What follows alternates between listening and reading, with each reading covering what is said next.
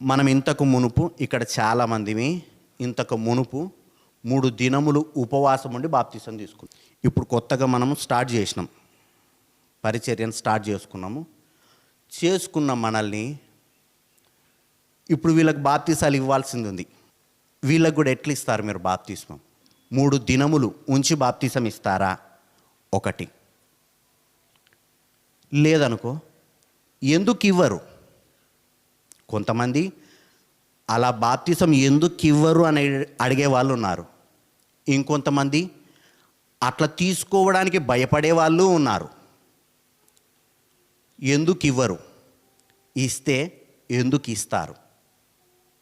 ఎందుకంటే మన సంఘం స్టార్ట్ అయినప్పుడు, మన పరిచర్య స్టార్ట్ అయినప్పుడు మనము ఆ క్లారిటీ కిందున్న వ్యక్తులకు కావచ్చు, బయట ఉన్న వ్యక్తులకు కావచ్చు ఇచ్చుకోవాల్సిన అవసరత మనకుంది. రేపొద్దున ఎవరు అడగకుండా, ఎవరికి పలుమార్లు మనం చెప్పకుండా. అంతేకాకుండా పోయిన దినాల్లో నేను ఇంతకు మునుపు బాప్తీసం పొందినటువంటి క్లిప్పును, ఆ బాప్తీసం పొందిన దాని గురించి సాక్ష్యం చెప్పిన క్లిప్ను యూట్యూబ్లో అప్లోడ్ చేయడం జరిగింది. కాబట్టి ఖచ్చితంగా ఆ సమాధానం చెప్పుకోవాల్సిన అవసరత ఇప్పుడు ఏర్పడింది. కాబట్టి దాని గురించి కొద్ది నిమిషాలు మాట్లాడుకుందాం, అందరికీ తెలుస్తుంది. కాబట్టి ఇంతకు మునుపు మనం ఎట్లా బాప్తీసం తీసుకున్నామంటే 3 రోజులు ఉంటాం, 3 రోజులు ఆహారం తీసుకోకుండా బాప్తీసం ఉంటాం. 3 రోజులు ఆహారం తీసుకోకుండా ఉపవాసం ఉంటాం. ఉపవాసం ఉన్న తర్వాత ఆ ఉపవాసం నుండి మనం ఏం చేస్తాం? పాపాలు ఒప్పుకుంటాం. పాపాలు ఒప్పుకునేటప్పుడు మన పాపాలని అయిపోయిన తర్వాత, మనం ఒప్పుకున్నవి అయిపోయిన తర్వాత మనకు గుర్తు రానప్పుడు మన పక్కన ఎవరైనా ఒకరు వచ్చి కూర్చుంటారు. కూర్చొని వాళ్ళు ఏం చేస్తారంటే మనం చేసిన పాపాలు వాళ్ళకు దర్శనాల ద్వారా కానీ అలా వస్తే మనకు చెబుతారు, మనం ఒప్పుకుంటాం. అవునా? వాళ్ళు ఒప్పించిన తర్వాత చివరికి ఏం రావాలి? పేరు రావాలి. పేరు ఎలా రావాలి? దర్శనం ద్వారా కానీ, కళల ద్వారా కానీ, అన్య భాషల ద్వారా కానీ, లేకపోతే ఎవరినైనా పర్సన్ చూయించడం ద్వారా కానీ, స్వరం ద్వారా కానీ, రైట్, అలా వస్తే ఓకే. పేరు వచ్చిన తర్వాత మనం ఆ పేరు అని చెప్తే ఆ పైన ఉన్న వ్యక్తి దాన్ని అప్రూవ్ చేయాలి. ఓకే అని అప్రూవ్ చేసిన తర్వాత మనకు నెక్స్ట్ బాప్తిస్మం ఇస్తారు. ఇది మనం ఇంతకుముందు తీసుకున్నటువంటి ప్రాసెస్. ఇందులో నేను మిస్ అయితే ఏవైనా మీరు నాకు అందియచ్చు, రైట్. ఇప్పుడు ఏంటంటే 3 రోజులు ఒక చోట కూర్చొని బాప్తీసానికి సిద్ధపడ్డాం. 3 రోజులు ఒక వ్యక్తి ఎక్కడైనా 3 దినములు అలా కూర్చొని బాప్తీసం తీసుకున్నాడా లేదా అని బైబిల్లో అలా ఉందో లేదో పరిశీలిద్దాం. ఒకవేళ అలా ఉంటే మనం కూడా 3 రోజులు కూర్చోవడానికి, లేదంటే మన పిల్లల్ని కూడా 3 రోజులు కూర్చోబెట్టడానికి ప్రయత్నం చేద్దాం, సిద్ధపడదాం, రైట్. వాళ్ళు చెప్పే రెఫరెన్స్లు ఏంటంటే నిర్గమకాండము, ఈ 3 రోజులు మనం కూర్చోవాలి అని చెప్పడానికి యూజ్ చేసే రెఫరెన్స్లు నిర్గమకాండము 19వ అధ్యాయము 10వ వచనం. యెహోవా మోషేతో, చదువుమా, నీవు ప్రజల యుద్ధకు వెళ్ళి నేడును రేపును వారిని పరిశుద్ధపరచుము. రేపు పరిశుద్ధపరచుము. వారు తమ బట్టలు ఉదుకుకొని 3వ నాటికి సిద్ధముగా నుండవలెను. చాల్మా, ఈ వచనాన్ని చూపెట్టి 3 రోజులు మనల్ని పరిశుద్ధపరచుకోమన్నాడు. కాబట్టి 3 రోజులు కూర్చొని బాప్తీసం తీసుకోవాలి అని చెప్పారు. దీని గురించి కొద్దిసేపు ఆలోచన చేస్తే నిర్గమకాండము 3వ అధ్యాయంలో దేవుడు మోషేతో మాట్లాడతాడు. మోషే, నా ప్రజలను విడిపియడానికి నేను దిగి వస్తున్నాను అని చెప్పి నీవు వారిని బయటికి తోడుకొని రావలేను అని చెప్తాడు. మోషేతో చెప్పిన తర్వాత మోషే అంటాడు, అయ్యా వారు నా మాట వినరు, నన్ను నమ్మరు. లేదు, నేను నీ చేత అద్భుత కార్యాలు చేయిస్తాను, అప్పుడు నమ్ముతారు అంటాడు. దేవుడు మోషే అహరోనుల చేత 10 అద్భుత కార్యాలు జరిగించిన తర్వాత వాళ్ళు నమ్మి ప్రాంతం నుంచి బయటకు వస్తారు. బయటకు వచ్చిన తర్వాత ఎర్ర సముద్రం అన్నది కనపడుతుంది. ఎర్ర సముద్రం దగ్గరికి వచ్చిన తర్వాత మళ్ళీ వీళ్ళు ప్రార్థన చేసినప్పుడు జీవం కలిగిన దేవుడు అంటాడు, మీరు ప్రార్థన చేయాల్సిన అవసరం లేదు, నా అద్భుతాలు మీరు చూస్తారని చెప్పి ఎర్ర సముద్రాన్ని పాయలు చేస్తాడు. ఎర్ర సముద్రాన్ని పాయలు చేసి వీళ్ళు బయటికి దాటి వస్తారు. దాటి వచ్చిన తర్వాత 19వ అధ్యాయము 1వ వచనం చదవండి. ఇశ్రాయేలీలు ఐగుప్తు దేశం నుండి ఆమా బయలుదేరిన 3వ నెలలో, ఎన్నో నెల ఇది ఇప్పుడు? బయలుదేరొచ్చిన 3వ నెల ఎన్నో రోజుమా? వారు బయలుదేరిన నాడే 3వ నెల ఆరంభ దినమందే, మొదటి దినాన. ఇప్పటికొచ్చి వాళ్ళు 3 నెలలు అయ్యింది. ఇది 3వ నెల ఫస్ట్ డే. అంతవరకు జరిగిన అద్భుతాలు కానీ లేకపోతే దేవుడు మాట్లాడే మాటలు కానీ వీళ్ళతో డైరెక్ట్ సంబంధం అంతవరకు వాళ్ళకు లేదు. ఆ సందర్భంలో జీవం కలిగిన దేవుడు మోషేతో ఓ మాట అంటాడు. 9వ వచనం చదవండి ఒకసారి. యెహోవా మోషేతో, ఆమా ఇదిగో నేను నీతో మాట్లాడునప్పుడు ప్రజలు విని నిరంతరము నీ యందు నమ్మిక ఉంచునట్లు నేను కారు మబ్బులలో నీ యొద్దకు వచ్చేదని చెప్పాను. దేవునికి స్తోత్రం, మహిమ కలుగును గాక. మోషే మీద విశ్వాసం ఉంచడానికి, నమ్మకం ఉంచడానికి జీవం కలిగిన దేవుడు నేను ఒక్కసారి వాళ్ళకు ప్రత్యక్షమయ్యి నేను చూపెడతా అని చెప్పి తన మహిమను, తన గొప్పతనాన్ని తెలియజేయడానికి నేను ఆ పర్వతం మీదికి వస్తా, ఆ పర్వతం మీదికి దిగుతా అని అంటాడు. ఆ కాలంలో కూడా చాలామంది ఏం చేసేవాళ్ళంటే విగ్రహారాధన చేసేటప్పుడు వాళ్ళ గుళ్ళన్నీ కొండల మీద కట్టుకునేవాళ్ళు, ఎత్తైన స్థలాల్లో కట్టుకునేవాళ్ళు. ఆ ఎత్తైన స్థలం మీదకి దేవుడు దిగుతాడంటే ఈయన కూడా మా బొమ్మలాంటోడే అని అనుకుంటారు. కాబట్టి ఆయన భూమి మీదికి సీనాయి పర్వతం మీదకి వచ్చినప్పుడు 17వ వచనం, దేవుణ్ణి ఎదుర్కొనుటకు ఆమా మోషే పాలెంలో నుండి ప్రజలను అవతలికి రప్పింపగా ఆమా వారు పర్వతము దిగువన నిలిచిరి. ఆమా యెహోవా అగ్నితో సీనాయి పర్వతం మీదకి దిగి వచ్చినందున అదంతయు ధూపమయమై ఉండెను. అదంతయు ధూమమయము, పెద్ద పొగ, అసలు దట్టమైన పొగలేస్తే ఎట్లుంటుందో అట్లుంది. దాని ధూమము కొలిమి ధూమం వలె లేచెను. ఎట్లా? కొలిమి ధూమము. ఒక్కచోట మనం చూస్తాం, పొయ్యిలో పెట్టి ఆ కొలిమిలో పెట్టి కాలుస్తుంటే నిప్పు రవ్వలు లేస్తుంటాయి. అలాంటి ధూమమయమై ఉండెను. పర్వతమంతయు మిక్కిలి కంపించెను. పర్వతమంతా ఏమైంది? కంపించింది, కదులుతుందంట. పర్వతమే కదిలిందంటే చిన్నది, మనము ఇప్పుడు కొండ కాదు, రాయి కాదు, పర్వతం అంటే ఎత్తైన స్థలం. ఆ పర్వతమే ఇలా కదులుతుందంట. నెక్స్ట్ ఆ బూరధ్వని అంతకంతకు బిగ్గరగా మోగెను. మోషే మాట్లాడుచుండగా దేవుడు కంఠస్వరము చేత అతనికి ఉత్తరం ఇచ్చుచుండెను. చాల్మా, మోషే మాట్లాడుతుంటే దేవుడు ఆ కంఠస్వరము చేత మోషేతో మాట్లాడుతున్నాడు. మోషేకు దేవునికి మధ్యన సంభాషణ జరుగుతుంటే కిందున్న ప్రజలు చూస్తున్నారు. కిందున్న ప్రజలు చూసేటప్పుడు దేవుడు ఎంత గొప్ప దేవుడు, ఈ పర్వతాన్నే కంపించేంత గొప్ప దేవుడు ఈ పర్వతం మీదకి దిగి అంత గొప్ప దేవుడు మోషేతో అంత ఫ్రీగా మాట్లాడుతున్నాడే అని చెప్పి 20వ అధ్యాయము 18వ వచనం. ప్రజలందరూ ఆ ఉరుములు, ఆ మెరుపులు, ఆ బూరధ్వనియు, ఆ పర్వత ధూమమును చూచి భయపడి తొలగి దూరముగా నిలిచి మోషేతో ఇట్లనిరి, నీవు మాతో మాట్లాడుము. మోషే గారు, మీరు మాతో మాట్లాడండి, మేము వింటాం. దేవుడు మాతో మాట్లాడిన ఎడల, దేవుడు మాతో మాట్లాడితే మేము బ్రతకలేము, మేము చనిపోవుదుము అంటున్నారు. ఆ పర్వతం మీదకి దిగడానికి గల కారణం ఏంటంటే దేవుడు మోషేకు తోడున్నాడని, మోషే మాటకు మీరు ఇంతవరకు విలువిచ్చినట్టు ఇప్పటి నుంచి ఇంకా విలువిచ్చి బ్రతకాలని చెప్పడానికి దేవుడు ఆ పర్వతం మీదకి దిగాడు. రైట్. దీనికి బాప్తిసానికి ఏం సంబంధం? ఇక్కడ మనకు బాప్తిస్మం అన్నది ఎలా కనబడుతుంది? ఇక్కడ 3 దినములు ఉంది కదా, 3 దినములు ఉంది కాబట్టి వీళ్ళు 3 దినములు పరిశుద్ధపరచుకున్నారు కాబట్టి ఆ 3 దినాల్లో మనం పరిశుద్ధపరచుకోవాలి అని అనుకోవచ్చు. అపోస్తుల కార్యములు 9వ అధ్యాయం 9వ వచనం. అతడు 3 దినములు చూపులేక అన్నపానములేమియు పుచ్చుకొనక ఉండెను.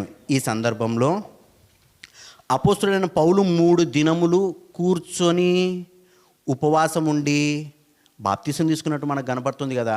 కాబట్టి ఈ రెఫరెన్స్ని బట్టి మనము కూడా 3 దినాలు ఉపవాసం కూర్చుందాము అన్నటువంటి మాట చెప్పారు. రైట్. 22వ అధ్యాయం అపోస్తుల కార్యములు ఇదే విషయాన్ని పౌలు గారు చెబుతూ 16వ వచనం. గనుక నీవు తడవు చేయుట ఎందుకు? లేచి ఆయన నామమును బట్టి ప్రార్థన చేసి బాప్తిస్మం పొంది నీ పాపములను కడిగి వేసుకొనుమని చెప్పాను. చాలుమా. ఈయన తన పాపాలను కడిగి వేసుకొనమని అననీయ అనే వ్యక్తి వచ్చి తనతో చెప్పాడు, నీ పాపాలను కడుక్కో అని కదా. తన సాక్ష్యాన్ని చెబుతూ 22వ అధ్యాయం 1 నుంచి 21వ వచనం వరకు చూస్తే అతడు తన సాక్ష్యాన్ని చెప్తాడు. సాక్ష్యాన్ని చెప్పినప్పుడు ఒక్క చోటైనా నేను 3 రోజులు ఉపవాసం ఉన్నా, మీరు కూడా 3 రోజులు ఉపవాసం ఉండండి అని చెప్పిన సందర్భం ఉందా? సరే, పౌలు గారు బాప్తిసం 3 రోజులుండి తీసుకున్నాడండి అని ఒకవేళ మనం మాట్లాడుకుంటే పేతురు గారు కూర్చున్నారా 3 రోజులు ఉపవాసం? లేదు. 12 మంది అపోస్తలులు తీసుకున్నారా 3 రోజులుండి ఉపవాసం? తీసుకోలేదు. మళ్ళీ వాళ్ళ పరిస్థితి ఏంది? సరే, అపోస్తుడైన పౌలు మొత్తం ఎన్ని పత్రికలు రాశాడు? 14 పత్రికలు రాశాడు. హెబ్రీలకు రాసినటువంటి పత్రిక మీద క్వశ్చన్ మార్కులు ఉన్నాయి. ఆయనో కాదో? ఆయనే అని 80% నమ్ముతారు. రైట్, 14 వేసుకుందాం. 14 పత్రికల్లో ఒక్క చోట రోమీలకు రాసినటువంటి పత్రికలో 6వ అధ్యాయంలో చెప్తాడు, మొత్తం బాప్తిసం గురించే చెప్తాడు. అనేక చోట్ల బాప్తిస్మం గురించి వివరిస్తూ ఒక్క చోటైనా మీరు 3 దినాలు కూర్చోండి నేను తీసుకున్నానని ఒక్క చోట చెప్పాడా?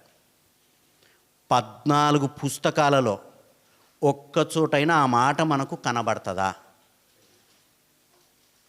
ఎక్కడ కూడా ఆయన మళ్ళీ మీరు ఆ బాప్తిసానికి 3 రోజులు నేను ఎట్లా తీసుకున్నానో అట్లా కూర్చోండి అని చెప్పిన దాఖలాలు ఎక్కడా కనపడవు. అపోస్తుడైన పౌలు ఉపవాసం ఉన్నంత మాత్రాన ఖచ్చితంగా మ్యాండేటరీ ఎట్లవుతుంది? మిగిలిన వాళ్ళు ఎవరూ లేరు కదా. సరే, ఉన్న వ్యక్తి ఏ ఒక్క చోట కూడా మీరు 3 దినాలు ఉపవాసం ఉండమని చెప్పలేదు కదా. 3000 మంది బాప్తిసం ఎక్కడ తీసుకున్నారు? 3000 మంది బాప్తిసం ఎక్కడ తీసుకున్నారు? 2:38 అపోస్తుల కార్యములు. పేతురు మీరు మారు మనస్సు పొంది పాపక్షమాపణ నిమిత్తము ప్రతివాడు యేసుక్రీస్తు నామమున బాప్తిస్మం పొందుడి. 41వ వచనమ్మా. కాబట్టి అతని వాక్యాన్ని అంగీకరించిన వారు బాప్తిస్మం పొందిరి. ఆ దినమందు ఇంచుమించు 3000 మంది చేర్చబడిరి. ఎంతమంది బాప్తిసం తీసుకున్నారు? 3000 మంది బాప్తిసం తీసుకున్నారు. ఎవరు చెప్పారు 3000 మంది బాప్తిసం తీసుకున్నారని? వాక్యంలో చెప్పింది కాబట్టి మనం నమ్ముతున్నాం, అంతేనా? వాక్యంలో ఉంది కాబట్టి నమ్ముతున్నాం. కొన్ని సంవత్సరాల తర్వాత తవ్వకాలు జరిపితే దాదాపు 125 మిక్వేలు బయటపడినాయంట. మిక్వేలు అంటే యూదుల శుద్ధీకరణ ఆచారం ప్రకారము వాళ్ళు అక్కడికి వెళ్ళి వాళ్ళ శుద్ధీకరణ ఆచారములను పాటించే కొలనులు, సరస్సులు, ఒక కొలనులు ఉంటాయి. ఆ కొలనుల్లో వీళ్ళకు బాప్తిసం ఇచ్చినట్టు యెరూషలేం చుట్టుపక్కల ప్రాంతాల్లో 125 కొలనులు అలాంటివి బయటపడినాయంట. ఆ కొలనుల్లో వీళ్ళు బాప్తిస్మం ఇచ్చారు అని చెప్పబడింది. 3000 మంది ఎక్కడ బాప్తిసం పొందారంటే యెరూషలేంలో చుట్టుపక్కల ఉన్నటువంటి కొలనుల్లో బాప్తిసం తీసుకున్నారని రాయబడింది. తర్వాత అపోస్తుల కార్యంలో 8వ అధ్యాయము 12వ వచనం. అయితే ఫిలిప్పు దేవుని రాజ్యమును గూర్చియు ఆ, యేసుక్రీస్తు నామమును గూర్చియు ఆమా సువార్త ప్రకటించుచుండగా ఆమా వారు అతన్ని నమ్మి ఆ, పురుషులను స్త్రీలను ఆమా బాప్తిస్మం పొందిరి. చాల్మా. ఎవరికి సువార్త ప్రకటించాడు? ఎవరు బాప్తిసం పొందిన వాళ్ళు ఇంతకు? అక్కడ బాప్తిసం తీసుకున్న వాళ్ళు ఎవరు? 14వ వచనం. సమరయ వారు ఎవరు? సమరయ వారు. ఎవరికి సువార్త ప్రకటింపబడింది? ఇప్పుడు సమరయ వారికి సువార్త ప్రకటింపబడింది. సమరయ వారు బాప్తిసం తీసుకున్నారు. బాప్తిసం తీసుకున్నట్టు మీకెవరు చెప్పారు సమరయ వారు బాప్తిసం తీసుకున్నారని? వాక్యం చెప్పింది. రైట్. అపోస్తుల కార్యములు 8వ అధ్యాయం 38వ వచనం. ఫిలిపు ఆమా నపుంసకుడు ఇద్దరును ఆమా నీళ్ళలోనికి దిగిరి. ఆ, అంతటా ఫిలిపు ఆ. అతనికి బాప్తిస్మం ఇచ్చెను. చాల్మా. ఫిలిప్పు నపుంసకునికి బాప్తిస్మం ఇచ్చిన స్థలం ఏది? అది హలుల్ అన్న ప్రాంతం. యెరూషలేంకి దగ్గరలో ఉంటుంది హలుల్ అన్న ప్రాంతం. ఆ నపుంసకుడు ఇథియోపియా దేశం నుండి ఎక్కడికి వస్తాడంటే యెరూషలేంకు ఆరాధించడానికి వస్తాడు. వచ్చినప్పుడు దేవుడు అతని వద్దకు పంపించి అతనికి బాప్తిస్మం ఇవ్వపోనాయన అని చెప్తాడు. ఆ ప్రాంతం ఏదంటే దిర్వెహ్ ఫౌంటైన్ అంటారు దాన్ని. దిర్వెహ్ ఫౌంటైన్ దగ్గర హలుల్ అన్నటువంటి ప్రాంతంలో బాప్తిసం ఇవ్వడం జరిగింది. అపోస్తుల కార్యములు 9వ అధ్యాయం 9వ వచనం. అతడు ఆ, 3 దినములు చూపులేక ఆ, అన్నపానములేమియూ పుచ్చుకొనకుండెను. చాల్మా. ఎప్పుడు బాప్తిసం? ఇది ఎక్కడ జరిగింది బాప్తిస్మము? ఎక్కడ? దమస్కు ప్రాంతంలో జరిగింది. 10వ వచనము. దమస్కులో అననీయ అని ఒక శిష్యుడు ఉండెను. ప్రభువు దర్శనమందు అననీయ అని అతన్ని పిలువగా అతడు ప్రభువా ఇదిగో నేనున్నానెను. అందుకు ప్రభువు నీవు లేచి తిన్నని దనబడిన వీధికి వెళ్ళి యూదా అనువాని ఇంట తార్సువాడైన సౌలు అనువాని కొరకు విచారించుము. ఇదిగో అతడు ప్రార్థన చేయుచున్నాడు. చాల్మా. లొకేషన్ ఎక్కడ? ప్రాంతం ఏది ఇది? దమస్కులో యూదా అనువాని ఇంట తార్సు వాడైన పౌలున్నాడు. ఎవరింట్లో ఇది? ఎవరి ఇంట్లో? యూదా ఇంట్లో. ఇప్పుడు మనం కనుక దమస్కు ప్రాంతానికి వెళ్తే ఇక్కడ ఒక చిన్న చర్చ్ కట్టినారు, ప్రార్థనా మందిరాన్ని కట్టారు. ఎక్కడ? అపోస్తలుడైన పౌలు బాప్తీసం తీసుకున్న చోటులో దమస్కు ప్రాంతంలో మనకు ఒక చర్చ్ కనపడుతుంది. రైట్. 10వ అధ్యాయం చూద్దాము. 47వ వచనం. అందుకు పేతురు మనవలే పరిశుద్ధాత్మను పొందిన వీరు బాప్తిస్మం పొందకుండా ఎవడైనను నీళ్లకు ఆటంకం చేయగలడా అని చెప్పి యేసుక్రీస్తు నామమందు వారు బాప్తిస్మం పొందవలెనని ఆజ్ఞాపించెను. చాల్మా. వీళ్ళు ఎక్కడ బాప్తిసం తీసుకున్నారు? వీళ్ళు బాప్తిసం తీసుకున్న ప్లేస్ ఏది అంటున్నా?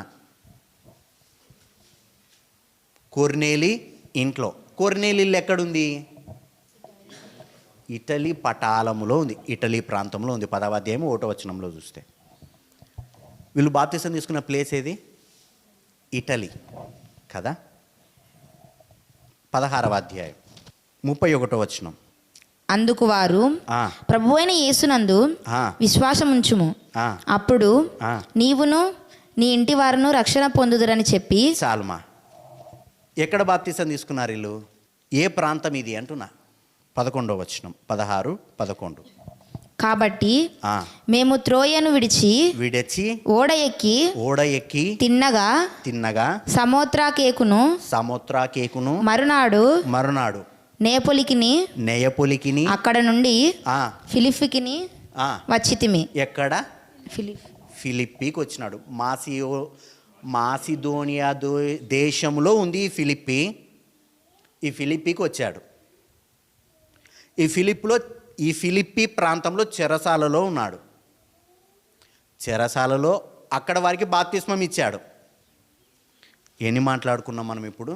3000 మంది బాప్తిసం తీసుకున్న స్థలము, తర్వాత సమరయ ప్రాంతము, తర్వాత హలుల్, తర్వాత ఇటలీ పటాలము, తర్వాత దమస్కు ప్రాంతము, తర్వాత ఫిలిప్పీ. ఎవరు రాయించారు ఇవన్నీ?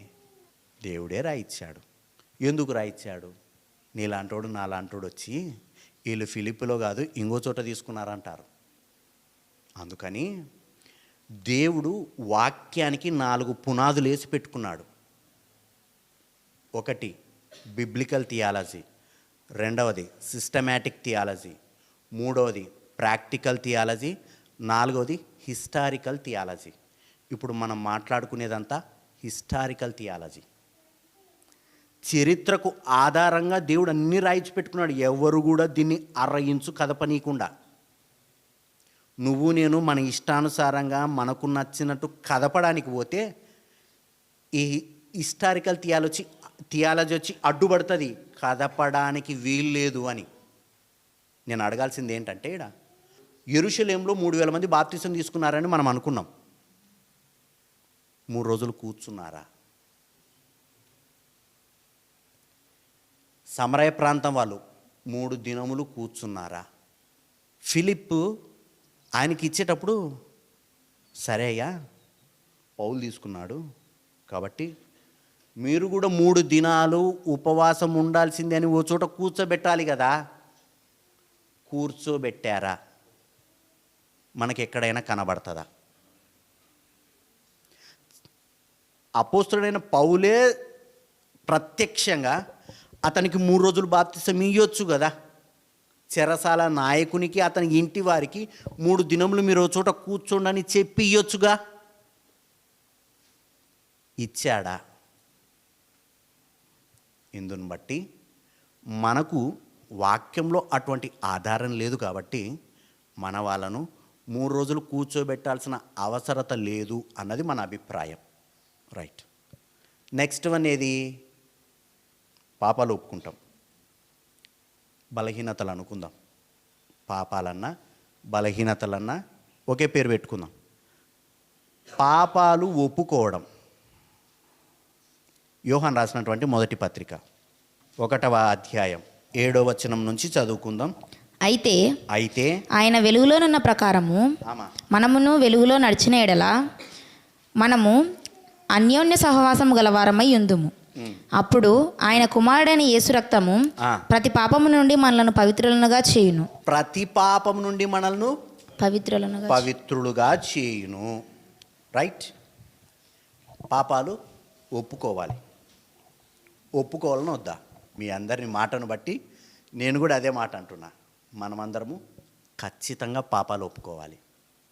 దేవుని యొద్దకు వచ్చినప్పుడు మనం చేసిన ప్రతి పాపాన్ని ఒప్పుకొని, ప్రవ్వా నేను ఘోరమైన పాపిని, నీ పరిశుద్ధ రక్తంతో నన్ను కడుగు అని ఖచ్చితంగా 100% మనం పాపాలు ఒప్పుకోవాలి. అయితే పాపాలు ఒప్పింపబడే విధానంలో ఒక వ్యక్తి వచ్చి మన పక్కన కూర్చొని మన పాపాలన్నీ ఒప్పించడం, మనం చేసిన పాపాలను ఒప్పించడం ఎంతవరకు కరెక్ట్ అన్నది ఇప్పుడు మనం తేల్చుకోవాల్సిన పద్ధతి. పాపాలు ఒప్పుకోవాలి. సర్లే 3 రోజులు కాదని తేలితే 3 రోజులని పక్కన పెడితే పాపాలు ఒప్పుకోవాలి కదా. పాపాలన్నా ఒప్పుకోవాలని బైబిల్లో రాయబడింది కాబట్టి మనం నమ్ముతున్నాం కాబట్టి ఒప్పించేటప్పుడైనా ఎట్లు ఒప్పియాలి అని చూస్తే పాపాలు ఒప్పుకునే విధానము అక్కడ మనం ఎన్ని చూసుకుంటూ వచ్చాము? 3,000 మందికి. 3,000 మందికి పక్కన కూర్చొని ఒప్పించింది ఎవరు? అలాంటి సందర్భాలు బైబిల్ మొత్తం మొదటి నుండి చివరి వరకు చూస్తే ఏ ఒక్క చోటైనా మనకు కనబడుతుందా? మత్తయి సువార్త 3వ అధ్యాయం 6వ వచనం. తమ పాపములు ఒప్పుకొనుచు. ఎవరు ఒప్పుకుంటున్నారు? తమ పాపములను ఒప్పుకొనుచు. ఎవరు ఒప్పుకుంటున్నారు? ఎవరు ఒప్పిస్తున్నారు? వారికి వారు ఒప్పుకుంటున్నారు. వారికి వారు ఒప్పుకుంటుండగా ఇంకా పక్కన తెచ్చి కూర్చోబెట్టాల్సిన అవసరత ఏముంది? రెండోది, అలాంటి సందర్భాలు ఏవైనా మనకు ఎక్కడైనా ఈ బాప్తిసం సమయంలో బాప్తిసం ఏమి ఇచ్చేటప్పుడు పక్కన కూర్చోబెట్టి ఒప్పించేటువంటి ఎక్కడైనా మనకు సిచ్యువేషన్స్ బైబిల్లో కనబడినాయి అనుకో, తీసుకోవడానికి సిద్ధపడదాం. వచ్చే నష్టం ఏముంది? ఇంతకు మునుపు మనం ఎట్లో అది కలిగి ఉన్న వారమే, వచ్చే నష్టమేం లేదు. కానీ అలాంటి సందర్భం మనకు బైబిల్లో కనబడడం లేదు కదా. కాబట్టి తమ పాపములు తాము ఒప్పుకొనుచు. ఈ పాపాలు ఒప్పించేది, తమ పాపములు ఇతరుల దగ్గర ఒప్పుకోవాలన్నది ఇది ఎప్పుడు పుట్టిందంటే, ఆ కాలంలో క్యాథలిక్ వ్యవస్థ అనేది ఉండేది. క్యాథలిక్, రోమన్ క్యాథలిక్ 4వ శతాబ్దానికి వచ్చేసరికి రోమన్ క్యాథలిక్గా మారింది. 2వ శతాబ్దంలో క్యాథలిక్ వ్యవస్థ, 4వ శతాబ్దానికి వచ్చేసరికి రోమన్ క్యాథలిక్గా మారినప్పుడు ఆ రోమన్ క్యాథలిక్ వ్యవస్థలో కొన్ని పద్ధతులను పెట్టారు. మీరొచ్చి మా దగ్గర పాపాలు ఒప్పుకోవాలి, మా దగ్గర పాపాలు ఒప్పుకుంటే మీ పాపాలన్నీ అయిపోయినాయి అని మేము ఒక సర్టిఫికెట్ ఇస్తాం. దాని మీద పోప్ గారి ముద్ర ఉంటుంది. ఆ పాపాలకు ఒక పేపర్ ఇస్తాం, మీకు సర్టిఫికెట్ ఇస్తాం, మీ పాపాలన్నీ అయిపోయినాయి అని మేము ఒక సర్టిఫికెట్ ఇస్తాం. వాటిని ఏమన్నారంటే ఇండల్జెన్స్ అన్నారు. ఇండల్జెన్స్ పత్రాలు అన్నారు. ఆ పాప పరిహార పత్రాలు మీ దగ్గర ఉన్నాయనుకో, ఇంకేం లేదు, మీ పాపాలన్నీ అయిపోయినట్టే. ఆ పాపాలు అయిపోయినాయి అని మీకెట్లా రుజువు? పోప్ సంతకం. పోప్ సంతకం చేస్తేనే పాపాలు అయిపోయేది, లేకపోతే లేదు అని ఆ సిద్ధాంతము అలానే బయటకు వచ్చింది. కానీ ఒక వ్యక్తి బాప్తిసం తీసుకోవడానికంటే ముందు తన పాపాలు పోయినాయని ఎట్లా తెలుస్తుంది అతనికి? ఒక వ్యక్తి పాపాలు ఒప్పుకున్నాడు, నా పాపాలన్నీ దేవుడు కడిగేశాడన్న నిశ్చయత అతనికి ఎట్లా తెలుస్తుంది? పశ్చాత్తాపడిన ప్రతి ఒక్కరిని దేవుడు క్షమిస్తాడని వ్రాయబడి ఉంది కాబట్టి నా దేవుడు నన్ను క్షమించాడన్నటువంటి విశ్వాసమే పాపపు ఒప్పుకోలు అయిపోయిందిగా. ఆ విశ్వాసం నీకు నాకు లేకుండా నేను 3 రోజులు కూర్చున్నాను, నా పాపాలు ఒప్పిబడినాయి, తర్వాత నాకు పేరు వచ్చింది, వచ్చిన తర్వాత కూడా ఎవడో పక్కనోడు వచ్చి ఇంకా నీవు ఉన్నాయి అంటే, అయ్యమ్మా ఇంకా ఉన్నాయా, మళ్ళీ ఏం చేయాలి? నేనేమంటున్నా అంటే, అట్లా అదే విశ్వాసం నీకుందనుకో, నా దేవుడు నా పాపాలను క్షమించాడు, దేవుని కృప వలన నేను పరిశుద్ధున్నటువంటి ఆలోచన ఆ వ్యక్తికి వచ్చిందనుకో, ఇంకా దాన్ని మించిన రుజువేది అంటున్నా? లేదు కదా, దాన్ని మించిన రుజువు లేదు కదా అంటున్నా. పాపాలు తమకు తాము ఒప్పుకున్నారు, పక్కన కూర్చోబెట్టి ఒప్పించే విధానం లేదు. ఆ కాలంలోనే పాపాలు ఒప్పుకుంటారు. ఒక స్త్రీ, నేనే ఉన్నా, నేనే పురుషుణ్ణి, నేనే స్త్రీని అనుకుందాం. నేనేం చేశానంటే నా పాపాన్ని వెళ్ళి ఆయన దగ్గర ఒప్పుకున్నా. ఏమని? అయ్యా, పెళ్ళి కాకమునుపు నా జీవితం సరిగా ఉండేది కాదు, నేను వేరే వ్యక్తితో వెళ్ళా అని నేను వెళ్ళి ఆయన దగ్గర ఒప్పుకున్నా. ఒప్పుకున్న తర్వాత ఆ మనిషి, అవునా సర్లే 50 రూపాయలు కట్టు, రైట్ ఇచ్చాడు, నీ పాపం అయిపోయింది అన్నాడు. సర్టిఫికేట్ తెచ్చుకుంది ఈమె. వచ్చిన తర్వాత ఈ వ్యక్తి ఏం చేసేవాడంటే, చరిత్రలో ఇలాంటివి చాలా జరిగినాయి. ఈ వ్యక్తి ఏం చేసేవాడంటే వాళ్ళను, పలానా రోజు నువ్వు నా దగ్గర పాపం ఒప్పుకున్నావు కదా, అవును, అయితే మీ ఆయనకు చెప్తాను భయపించేటోడు. ఈ పాపము, ఈ పనికి మాలిన పాపం మీ ఆయనకు చెప్తా అంటే, అయ్యా అట చేయొద్దయ్యా, అయితే రా నా దగ్గర రా అని చెప్పి వీళ్ళు వాళ్ళని లోపరుచుకొని పాపం చేసేటోళ్ళు. ఆ కాలంలో ఇలాంటి కొన్ని వందల వేల సంఘటనలు ఉన్నాయి. మన పాపాలు గనక, మనం చేసిన తప్పులు గనక ఇతరులకు తెలిస్తే వాళ్ళు దేవుడు చూసినట్టు మనల్ని చూడరు. దేవుడు నా పిల్లలు వచ్చి నా దగ్గర పాపాలు ఒప్పుకున్నారు, ఇప్పటి నుంచి వీళ్ళు పరిశుద్ధులు కదా అనుకుంటాడు. నా దగ్గరకు వచ్చి ఒప్పుకోవడం గొప్ప అనుకుంటారు. కానీ అదే వ్యక్తికి తెలిసిందనుకో, ఇతనికి ఎప్పుడు మైండ్లో అవి తిరుగుతూనే ఉంటాయి. ఇలాంటోడు, అలాంటోడు, అది ఇది అని తప్పుగా అతడు ఊహించుకుంటూనే ఉంటాడు. కానీ నేను దేవుని దగ్గరికి వెళ్ళి మంచిగా ఒప్పుకొని ఆ పాపం చేయకుండా బ్రతుకుతున్నాం అనుకో, ఎవరితో సమస్య ఉంటుంది? కాబట్టి పాపాలు ఎవరికి వారు దేవుని యొద్ద ఒప్పుకోవాలి, అంతే తప్ప మనుషుల దగ్గర ఒప్పుకున్నంత మాత్రాన, వాళ్ళేదో నీకు సర్టిఫికెట్ ఇచ్చినంత మాత్రాన నీ పాపాలు పోయినట్టు కాదు. సర్టిఫికెట్ అనేది దేవుడు ఇవ్వాలి. ఆ సర్టిఫికెట్ దేవుని వాక్యంలో ఎప్పుడో ఇవ్వబడింది. పాపాలు ఒప్పుకున్నట్టు నీకు సర్టిఫికెట్ ఇచ్చినట్టు దేవుడు నీ మీద నీకు విశ్వాసం ఉండాలి. నా దేవుడు గొప్ప దేవుడు, నా దేవునికి నేను బిడ్డనవుతాను, నా దేవునికి నేను కుమారునవుతా, కుమార్తెనవుతా, ఖచ్చితంగా నా దేవుడు నా పాపాలు క్షమింపబడకుండా ఎందుకుంటాడు? ఆయన నన్ను క్షమించడానికే 2000 సంవత్సరాల క్రితము కలవరిసిలో రక్తం కార్చి ప్రాణం పెట్టాడు కదా. ఆ రక్తం కార్చి ప్రాణం పెట్టింది ఎందుకంటే కేవలం నా కొరకే కదా అన్నటువంటి విశ్వాసం నీకు నాకుంటే దాన్ని మించిన సర్టిఫికేటే లేదు. రైట్? పాపాలు ఒప్పుకున్నాం. నెక్స్ట్ ఏ స్టేజ్ మంది? పేరు రావాలి. అసలు పేరు పెట్టడం అన్నది క్రైస్తవ జీవితంలోకి ఎట్టొచ్చింది. క్రీస్తు శకం 4వ శతాబ్దంలో కాన్స్టాంటైన్ అనే వ్యక్తి రోమన్ చక్రవర్తి. ఈ రోమన్ చక్రవర్తి ఏం చేస్తాడంటే యేసు ప్రభుల వారిని తన సొంత రక్షకునిగా అంగీకరిస్తాడు. అంగీకరించిన తర్వాత అక్కడున్నటువంటి వ్యక్తులు ఏం చేస్తారంటే మా చక్రవర్తి యేసు ప్రభుని నమ్మాడంటే యేసు ప్రభుల వారు గొప్పలు ఇంటనే మా చక్రవర్తి నమ్ముతాడు కాబట్టి మనము కూడా మన బొమ్మలను వదిలిపెట్టి దేవుళ్ళకి వెళ్దాం పదండ్రా అని వెళ్ళిపోయినారు. దేవుళ్ళకి వచ్చారు కానీ వాళ్ళ పాత పద్ధతులన్నింటినీ తీసుకొని వచ్చుకున్నారు. పాత పద్ధతులతో పాటు లోపలికి వచ్చిన తర్వాత ఇప్పుడు నా పేరు విగ్రహ సంబంధమైన పేరు ఉందనుకో, ఏదన్నా ఎక్స్ అనుకోనము, నా పేరు ఏదైనా విగ్రహ సంబంధమైన పేరుంటే పలుమార్లు నన్ను పిలవడం బాగుంటుందా? కాబట్టి దాని బదులు ఆ కాలంలో ఉన్నటువంటి రోమన్ సామ్రాజ్యంలో ఉన్నటువంటి వ్యక్తులందరూ విగ్రహ సంబంధమైన పేర్లు పెట్టుకునేటోళ్ళు. అంతే తప్ప మంచి పేర్లు దేవునికి సంబంధించినటువంటి పేర్లు ఉండేటివి కావు.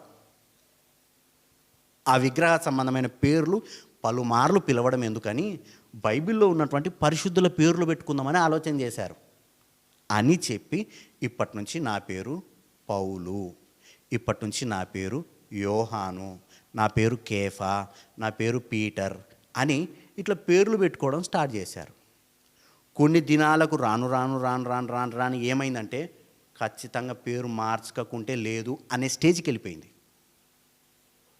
సరే, ఇదంతెందుకు, బైబిల్లో ఎవరికైనా పేరు మార్చినట్టు మనకు కనబడితే మనం కూడా పేరు మార్చుకుందాం బాప్తిసం తర్వాత.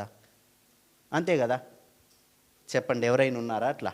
ఎవరికైనా సరే. ఎందుకంటే వాక్యాన్ని ఎవరు కూడా ఇక్కడ గుడ్డిగా వినాల్సిన అవసరం లేదు, పరిశీలించి పరీక్షించాలి. కాబట్టి ఏదైనా ఉన్నా యథార్థంగా మీరు చెప్పవచ్చు. రైట్ మా, చెప్పండి ఎవరైనా. పేతురును కేఫా అని పిలవడం జరిగింది. నెక్స్ట్, యాకోబును ఇజ్రాయేల్ అని పిలవడం జరిగింది. నెక్స్ట్, ఓమా, అబ్రాహామును అబ్రహాం అని పిలిచాడు. రైట్. షారాయిని షారా అని పిలిచాడు. నెక్స్ట్, నేను ఒక పేరు చెప్తా, సొలొమోను యెదిద్యా అని పిలిచాడు. నెక్స్ట్, సౌలును పౌలు అన్నాడు. అంతేనా? గిద్యోను యెరుబ్బయలు అన్నాడు. అది కూడా ఒప్పుకుందాం. పిలిచాడు. బాప్తిసం అప్పుడు పిలిచాడా అని అడుగుతున్నా. పిలిచాడు, కాదనడంలే. పేరు మార్చుకోవడంలో ఇప్పుడు నాది విగ్రహారాధన పేరు ఏదన్నా అనుకుందాం, నా పేరు మార్చుకుందాం, తప్పేముంది? బైబిల్లో ఉన్న పేరు పెట్టుకుందాం, వచ్చే నష్టమేం లేదు. కానీ పేరు మారకపోతే నువ్వు పరిశుద్ధునివి కావంటే కాదు. పేరు మారితేనే నువ్వు దేవుని బిడ్డవవుతావంటే కాదు. అట్లా పేరు మార్చాడు. మార్చింది బాప్తిస్మం అప్పుడు మార్చాడా? బాప్తిసానికి ముందు మార్చాడా? మార్చడానికి గల కారణాలు పలానా ఉన్నాయి అన్నిటినీ తీసుకుంటే. రైట్. బాప్తిస్మం అప్పుడు, బాప్తిసానికి ముందు కానీ తర్వాత కానీ ఒక్కరికి పేరు మార్చినట్టు చూపెడితే మనం కూడా స్టార్ట్ చేద్దాం అంటున్నా. ఇప్పుడు చెప్పండి, ఎవరి పేర్లన్నీ ఉంటే? బాప్తిసానికి ముందు కానీ తర్వాత కానీ ఒక్కరికి పేరుందా? సౌలును పౌలు అన్నాడు. ఎక్కడన్నాడు? అపోస్తుల కార్యములు 13వ అధ్యాయం 9వ వచనం. అందుకు పౌలు అనబడిన సౌలు పరిశుద్ధాత్మతో నిండినవాడై. చాలమా. అందుకు పౌలు అనబడిన సౌలు. ఇడ పేరు మార్చారా? నా పేరు యోబు అనుకుందాం. నా పేరు యోబు. ఢిల్లీ ఆ ప్రాంతాలకు వెళ్ళినాం అనుకో, నేను యోబు అన్నాను అనుకో, వాళ్ళకి అర్థం కాదు నా పేరు. హిందీలో ఏమంటారు యోబును? యోబు అన్న పేరును అయూబ్ అంటారు. నీ పేరు ఏం పేరు అంటే, నా పేరు అయూబ్ అంటే అయూబ్ ఆ బైబిల్లో ఉన్న యోబు అని ఆయన గుర్తుపడతాడు. రైట్, సరే. నేను ఇంగ్లాండ్కో లేకపోతే ఆస్ట్రేలియాకో ఎక్కడైనా పోయినా, నీ పేరు ఏం పేరు అని అడిగినప్పుడు నా పేరు అయూబ్ అన్నాను అనుకో, అయూబ్ అంటే ఏంటి అంటాడు. ఆ ప్రాంతానికి వెళ్ళినప్పుడు ఇంగ్లీష్ బైబిల్లో యోబు అన్న పేరుకు ఇంగ్లీష్లో ఏముంది? జోబ్ అని ఉంది. మై నేమ్ ఈస్ జోబ్ అని చెప్పాను అనుకో, బైబిల్లో ఉన్న వ్యక్తి అంటాడు. రైట్, ఇప్పుడు నా పేరు మార్చబడినట్ట అని అడుగుతున్నా. తెలుగులో యోబు, హిందీలో అయూబు, ఇంగ్లీష్లో జోబు. నా పేరు మార్చబడినట్ట? నా పేరును మార్చారా మీరు? నా పేరు మార్చబడిందా అని అడుగుతున్నా. రైట్, అదేవిధంగా చూస్తే సౌలు అన్నది హీబ్రూ పదం, పౌలు అన్నది గ్రీకు పదం. సౌలు అన్నది హీబ్రూ పదము, పౌలు అన్నది గ్రీకు పదం. పేరు మార్చలేదు. హీబ్రూలో ఉన్నదాన్ని గ్రీకులో పిలిచారు. యోబును అయూబ్ అన్నారు అంతే తప్ప పేరు మార్చలేదు. అయితే ఒకవేళ మార్చారని అనుకుందాం, ఎవరు మార్చారు? ఎవరు మార్చారు? దేవుడు మార్చాడా? తనకు తాను మార్చుకున్నాడు అనుకుంటే, తనకు తాను చెప్పుకున్నాడు, నేను సౌలును నెక్స్ట్ పౌలును అని. సరే, మనకు పేరు ఎప్పుడు రావాలి? బాప్తిసానికంటే ముందు రావాలి. అపోస్తుల కార్యములు పేరు వస్తేనే కదా నెక్స్ట్ బాప్తిస్మము, లేకపోతే లేదు కదా. అపోస్తుల కార్యములు 9వ అధ్యాయం 9వ వచనం. అతడు 3 దినములు చూపులేక ఆమా అన్నపానములేమీ పుచ్చుకొనకుండెను. 17వ వచనం నెక్స్ట్. అననీయ వెళ్ళి ఆమా ఆ ఇంట ప్రవేశించి ఆమా అతని మీద చేతులుంచి, ఆమా సౌలా, సహోదరుడా, నీవు వచ్చిన మార్గంలో నీకు కనపడిన ప్రభువైన యేసు నీవు దృష్టి పొంది పరిశుద్ధాత్మతో నింపబడినట్లు నన్ను పంపి ఉన్నాడని చెప్పాను. అప్పుడే అతని కన్నుల నుండి పొరల వంటివి రాలగా దృష్టి కలిగి లేచి బాప్తిస్మం పొందెను. చాల్మా. అపోస్తుడైనటువంటి పౌలు బాప్తిసము ఎన్నో సంవత్సరంలో తీసుకున్నాడు? క్రీస్తు శకము 34లో తీసుకున్నాడు. 13వ అధ్యాయం 9వ వచనం. అందుకు పౌలు అనబడిన సౌలు ఆమా పరిశుద్ధాత్మతో నిండిన వాడై చాల్మా. ఇప్పుడు ఇతడు ఏ ప్రాంతంలో ఉన్నాడు? పాపు అనే ప్రాంతంలో ఉన్నాడు. 6వ వచనం. ఆ ద్వీపమందంతటా సంచరించి పాపు అను ఊరికి వచ్చారు. పాపు అన్న ప్రాంతంలో ఉన్నాడు. పాపు అన్న ప్రాంతంలో ఉండడానికి దీన్ని ఏమంటారంటే మొదటి సువార్త ప్రయాణం అంటారు. First journey, Saint Paul's first journey అంటారు. ఈ మొదటి ప్రయాణం ఎప్పుడు చేశాడు? క్రీస్తు శకం 48లో చేశాడు. ఈయనకు పేరు మారింది అనుకుంటే, ఒకవేళ మారిన సంవత్సరం ఎంత? 48. బాప్తిసం తీసుకున్న సంవత్సరం ఎంత? 34. 48లోంచి 34 తీసేస్తే 14 సంవత్సరాలకు ఇతడు సౌలు పౌలయ్యాడు అనుకుంటే, ఒకవేళ మరి బాప్తిసం తర్వాతనే, బాప్తిసం కంటే ముందే పేరు రావాలి కదా ఈయనకు. పేరు 14 సంవత్సరాలకు మారింది అంటున్నా. ఆన్ ద స్పాట్ మారలేదు. లేకపోతే వచ్చిన అననీయ గారు ఫస్ట్ నీకు పేరు వచ్చిందా అని అడగలేదు.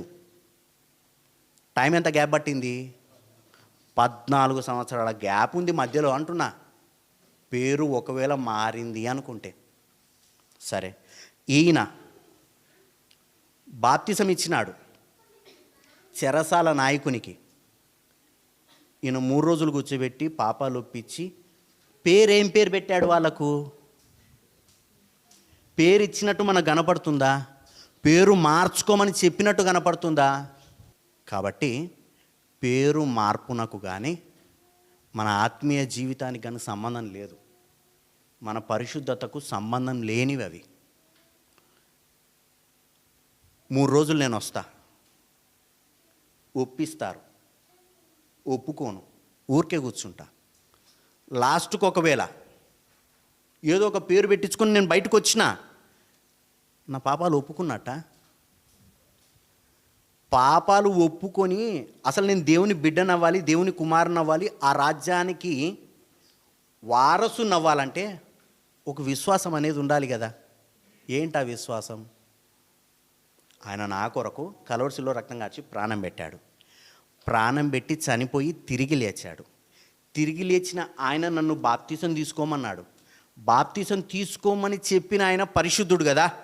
ఆయన మాట ప్రకారం నేను నా పాపాలు ఒప్పుకొని ఆయన చనిపోయి తిరిగి లేచినట్టు ఒకానొక రోజు నేను కూడా చనిపోయినా లేకపోతే భూమి మీద ఉన్నా ఒకానొక రోజు నన్ను లేపుతాడు అన్న విశ్వాసంతో మనం బాప్తీసానికి సిద్ధపడాలి కదా. అది కాకుండా నాకు పేరు వస్తే చాలనుకుంటే ఎట్లా అంటున్నా? అది ప్రామాణిక విశ్వాసం కాదు కదా అంటున్నా. సరే, పేరు రాకపోతే నెక్స్ట్ టైం పేరు రాకపోతే బాప్తీసం ఇయ్యరు. ఇంకో క్వశ్చన్, నువ్వు పాపాలు సరిగా ఒప్పుకోలేదని రెండోసారి బాప్తీసం తీసుకున్న వ్యక్తులు ఎవరైనా ఉన్నారా? అపోస్తుల కార్యం 19వ అధ్యాయాన్ని కనుక పరిశీలిస్తే పరిశుద్ధాత్మ గురించి అవగాహన లేదని ఇచ్చారు. నువ్వు ఈసారి సరిగా పాపాలు ఒప్పుకోలేదు, నెక్స్ట్ టైం రా అని చెప్పలే. అలా చెప్పబడిన వ్యక్తి ఎవరైనా ఉన్నారా? బైబిల్లో ఒక్కరిని చూపించినా చాలు, ఎవరూ లేరు. సర్లే, బాప్తిసానికి సిద్ధపడినావు, కూర్చున్నావు, నీకు పేరు రాలేదు కదా, వెనక్కి వెళ్ళు, మళ్ళీ రాపు అని పేరు రాలేదని వెనక్కి పంపించిన వ్యక్తి ఎవరైనా ఉన్నారా బైబిల్లో? నీకు పేరు రాలేదు కాబట్టి ఈసారి బాప్తిస్మం ఇవ్వను అని వెనక్కి పంపబడిన వ్యక్తి ఎవరైనా ఉన్నారా? ఎవరు మనకు కనబడరు. అంతేకాకుండా బాప్తిసానికి ముందు కానీ తర్వాత కానీ కళల ద్వారా కానీ దర్శనాల ద్వారా కానీ లేకపోతే అన్య భాషల ద్వారా కానీ ఇంకా ప్రేరేపణ ద్వారా కానీ మనుషుల్ని చూపెట్టడం ద్వారా కానీ స్వరము ద్వారా కానీ ఇలాగా బాప్తిసానికి ముందు ఎవరైనా పేరు పొందిన వాళ్ళు ఒక్కరైనా ఉన్నారా? మనకి ఎవరైనా కనబడితే మనం ప్రయత్నం చేయడానికి పరిశీలిద్దాము అంటున్నా. మనం కూడా స్టార్ట్ చేసుకుందాం. ఇలాంటివి ఎక్కడైనా మనకు బైబిల్లో కనబడుతున్నాయా అంటున్నా. యోహాను సువార్త 10వ అధ్యాయం 3వ వచనమ్మా. అతనికి అమ్మా ద్వారపాలకుడు అమ్మా తలుపు తీయును, అమ్మా గొర్రెలు అతని స్వరము వినును. అతడు తన సొంత గొర్రెలను పేరు పెట్టి పిలిచి వాటిని వెలుపలికి నడిపించును. సొంత గొర్రెలకు పేరు పెట్టి పిలుస్తా అన్నాడు. పేరు పెట్టి పిలుస్తానని ఉంది కదా, కాబట్టి దేవుడు పేరు పెట్టి పిలుస్తాడు అని ఈ రెఫరెన్స్ను కోడ్ చేయడం జరుగుతుంది. యోహాను సువార్త ఈ 10వ అధ్యాయం అర్థం కావాలంటే ఫస్ట్ మనకు 9వ అధ్యాయం మీద అవగాహన ఉండాలి. 9వ అధ్యాయం అవగాహన కావాలంటే 8వ అధ్యాయం మీద అవగాహన ఉండాలి. 8వ అధ్యాయం అవగాహన కావాలంటే అవసరం లేదు 7కు, 8 లాస్ట్. 8 మీద మనకు అవగాహన ఉంటే ఆ 10 అర్థమవుతుంది. వాస్తవానికి ఫస్ట్లో ఈ యోహాను సువార్తను ఎవరు రాశారు? రాసిన భక్తుడెవరు? యోహాను గారు. యోహాను గారు ఈ పుస్తకాన్ని రాశాడు కదా. రాసేటప్పుడు ఈ అధ్యాయాలు వచనాలుగా రాయడం జరిగిందా? రాసేటప్పుడు ఆయన కేవలం ఊకే బుక్కులాగా రాశాడంతే. పేపర్లు అవి చర్మపు కాగితాలు కావచ్చు, లేకపోతే పాపిరస్ అంటే వాటిపైన రాయడం జరిగింది పేపర్ల మీద. ఆ కాగితాల మీద ఇన్ఫర్మేషన్ మొత్తం రాశాడు. నీకు నాకు అర్థం కావడానికి మనం ఏం చేసామంటే వీటిని అధ్యాయాలుగా డివైడ్ చేసుకున్నాం. ఈ అధ్యాయాలుగా డివైడ్ చేసిన వ్యక్తి ఎవరంటే స్టీఫెన్ ల్యాంగ్టన్. స్టీఫెన్ ల్యాంగ్టన్ అనే వ్యక్తి ఈ పుస్తకంలో ఉన్నటువంటి భాగాలను అధ్యాయాలుగా డివైడ్ చేశాడు. అధ్యాయాలుగా డివైడ్ చేయడం వలన మనకేమైందంటే ఆ అధ్యాయమే స్టార్ట్ అని మనం అనుకుంటున్నాం. కానీ ఈ 10వ అధ్యాయానికి స్టార్ట్ ఎక్కడైందంటే 8వ అధ్యాయంలో స్టార్ట్ అయ్యింది. ఇతడు ఈ స్టీఫెన్ ల్యాంగ్టన్ అనే వ్యక్తి రోమన్ క్యాథలిక్ ప్రీస్ట్, అంటే బోధకుడు, యాజకుడు అంటారు. రోమన్ క్యాథలిక్ బోధకుడు ఈయన ఈ అధ్యాయాలను డివైడ్ చేస్తాడు. బాగుంది. 8వ అధ్యాయంలో స్టార్ట్ అయితే ఇందులో ఒక గుడ్డి వ్యక్తి ఉన్నాడు. 9వ అధ్యాయంలో గుడ్డి వ్యక్తి ఉంటే అతనికి కన్నులు పోయినాయి. కన్నులు పోతే యేసు ప్రభుల వారు వచ్చి కన్నులు తెరిచారు. అతన్ని వచ్చి అడుగుతారు, నీకు కన్నులు వచ్చినాయా అని. అవి వచ్చినాయి. ఎవరు తెరిచారు? తెరిచిన వాళ్ళు ఎవరో నాకు తెలియదు, నాకైతే కన్నులు వచ్చింది వాస్తవం. నువ్వేమనుకుంటున్నావు? అతడైతే ప్రవక్త అంటే గొప్ప వ్యక్తి అనుకుంటున్నా. అటనా అని చెప్పి వీళ్ళు ఏం చేస్తారంటే, ఆ వ్యక్తిని ఏం చేస్తారంటే బయటికి వెలేస్తారు. 9వ అధ్యాయము 35వ వచనం. పరిసయ్యులు వాణ్ణి వెలివేసిరని. చాల్మా. పరిసయ్యులు ఏం చేశారు? వాణ్ణి వెలేశారు. వెలేసిన తర్వాత 36వ వచనం. అందుకు వాడు, ప్రభువా, నేను ఆయన యందు విశ్వాసం ఉంచుటకు ఆయన ఎవడని అడగగా, యేసు, నీవు ఆయనని చూచుచున్నావు. చాలమా. యేసు ప్రభుల వారు ఏం చెప్పారంటే, ఆ వెలివేసిన వ్యక్తిని కనుగొన్నాడు. కనుగొని అప్పుడు కిందున్న పరిచయులకు, శాస్త్రులకు అర్థం అవ్వడానికి 10వ అధ్యాయము 6వ వచనం చదవండి. ఈ సాదృశ్యము. చాలమా. సాదృశ్యము అంటే ఎగ్జాంపుల్ తీసుకొని చెప్పాడు. ఏమని? ఒక దొడ్డి ఉందండి, ఆ దొడ్డిలో గొర్రెలు ఉన్నాయండి, ఆ గొర్రెలు నేను పేరు పెట్టి పిలుస్తానండి అని చెప్పడానికి గల కారణం ఏంటంటే, యెహెజ్కేలు గ్రంథము 34వ అధ్యాయం 1వ వచనం 2వ వచనం. మరియు యెహోవాకు నాకు ప్రత్యక్షమై ఇలాగు సెలవిచ్చెను, నరపుత్రుడా, ఇజ్రాయేలీయుల కాపరులను గూర్చి ఈ మాట ప్రవచింపుము. ఆ కాపరులతో ఇట్లనుము, ప్రభువగు యెహోవా సెలవిచ్చినదేమనగా, తమ కడుపు నింపుకొను ఇజ్రాయేలీయుల కాపరులకు శ్రమ. కాపరులు గొర్రెలను మేపవలెను కదా. చాలమా. కాపర్లు ఏం చేయాలి? గొర్రెలను మేపాలి. ఇప్పుడు ఆ కాపర్లు ఎవరంటే అక్కడ ఉన్నటువంటి పరిసయ్యులు, వాళ్ళను మేపేవాళ్ళు. పరిసయ్యులు, శాస్త్రులు అక్కడ ఉన్నారు. ఆ తర్వాత 10వ వచనం. 9, 10. 10వ వచనం నుంచి మా. ప్రభువైన యెహోవా సెలవిచ్చినదేమనగా, నా జీవము తోడు నేను ఆ కాపరులకు విరోధినైతిని. ఏ కాపరులకు? శాస్త్రులకు, పరిసయ్యులకు అనే కాపరులకు. నెక్స్ట్ మా.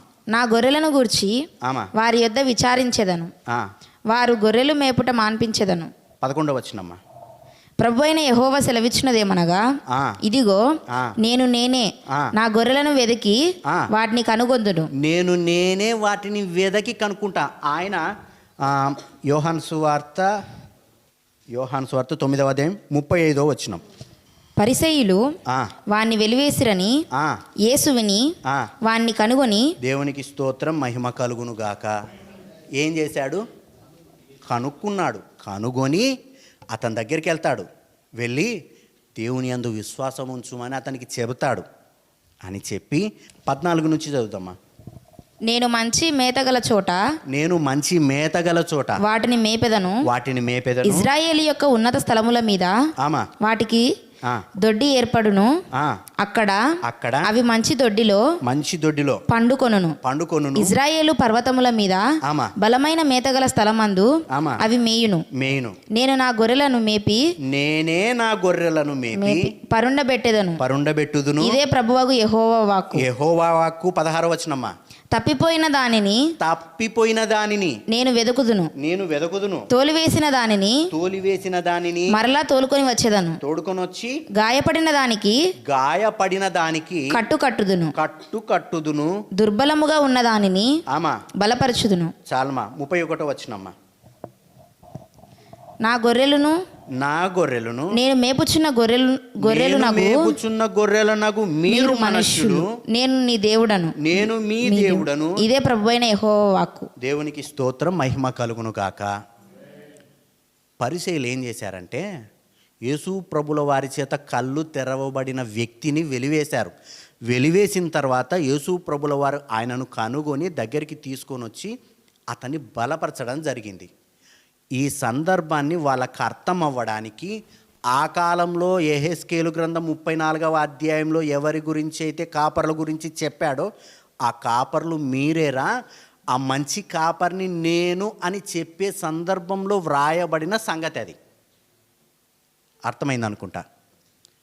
ఆ కాలంలో యెహెజ్కేలు గ్రంథము 34వ అధ్యాయంలో ఏదైతే రాయబడిందో ఆ వ్రాయబడిన దానికి నెరవేర్పుగా నేను వచ్చాను అని చెప్పబడే సందర్భంలో రాయబడిన సంగతి.